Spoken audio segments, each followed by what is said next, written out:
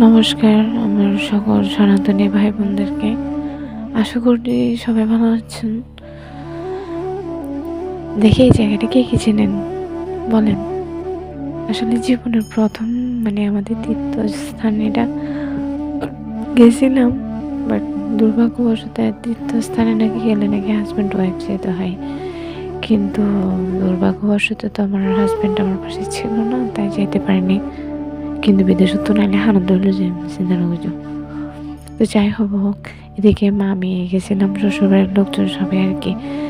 অবস্থা তখন অতিরিক্ত খারাপ আমার। সারা রাস্তা 11 ঘন্টা প্রায় জার্নি। তো যাই হোক, ভিউটা এত সুন্দর ছিল ভাই, দিদিরা কি বোঝাইতাম, আমি না গেলে মনে হয় মিসে করতাম। সবাই তো অনেকবার গেছে, কিন্তু আমার লাইফ আমি ফার্স্ট গেছিলাম। বিয়ের পর পড়াশোনা, গান বাজনা এগুলো নিয়ে ব্যস্ত থাকতাম, আর যাওয়া হয় নাই। বাট এখন গিয়ে হয়তো আমি না গেলে মিস করতাম। অনুষ্ঠান ছিল যে আমার ছোট্ট ছোট্ট 2টা দেবরের অন্নপ্রাশন ছিল, মুকুট ভাত নবজ।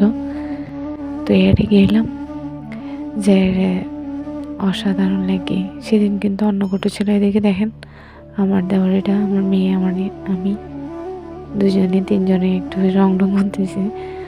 যাই হোক, আসলে ফটো তোলার জন্য যদি শ্যুট করার জন্য যদি আলাদা একজন থাকে তাহলে কষ্ট হয় না। এখন নিজে থেকে সব কিছু করতে হচ্ছে, সব কিছু তুলতেও পারি না এখানে।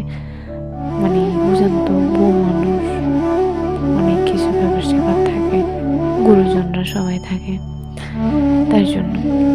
তো যাই হোক, ভেতরেরটা নাকি ছবি তোলা এলাও না, তাই তুলতে পারলাম না। কেমন হয়েছে কমেন্ট বক্সে জানাবেন। আর একটু অসুস্থ, তাই গলাটা একটু ডিস্টার্ব, বোঝেন না তো। সবাই ভালো থাকবেন, সুস্থ থাকবেন। নমস্কার।